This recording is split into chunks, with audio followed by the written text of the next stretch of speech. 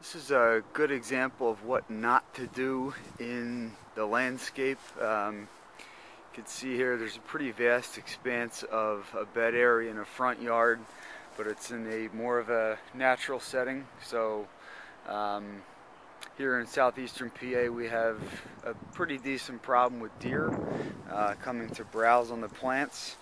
And a lot of these plants in here do exhibit deer browsing. You can see right here at the ends of the stems. So we can focus in right, that's an example of a deer browse. Here's another example of a plant that has been browsed and essentially killed by deer. There's 1, 2, 3, almost 4, 5. This is a great example of deer browsing. You can see right here the kind of grayish brown. It almost looks like a really poorly cut branch, but you can see the kind of the rugged edge of the stems of the plants, and the deer just went to town here. Here's another one here, and basically the way that this landscape should have looked is if the right plants were planted here, deer-resistant plants. All this should have been real nice and full, and at this point in the season, with the types of plants that were planted here, should have given the client nice color, a little bit more of an intimate feel in terms of privacy and aesthetics.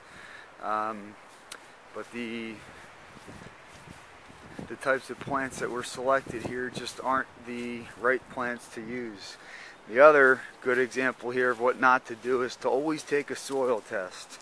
You can plant any plant you want in the right location, but if the soil's not right, if the pH is a little bit off, or if they're lacking nutrients, and you put the plant in, it exhibits some decline, or it just doesn't grow to the way it's the way it's supposed to grow.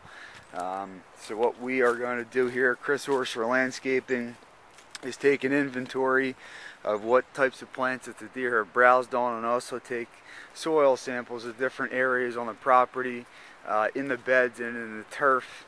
And we have an in-house soil testing system, so we will test that for the proper nutrients and the pH levels, and then suggest to the client what needs to be done in order to correct this. If there is any conditions in the soil that aren't optimal for plants, we would come in and amend the soil, and then come in and plant deer-resistant plants. So again, as you can see here at this point, the bed is just really looking bare and sparse, and that's because of the deer coming in and eating the plants.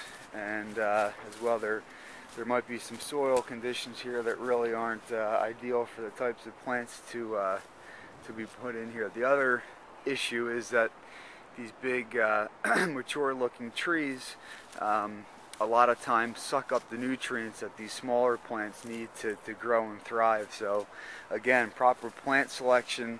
You know, these bigger trees have some implications on the pH and the soil.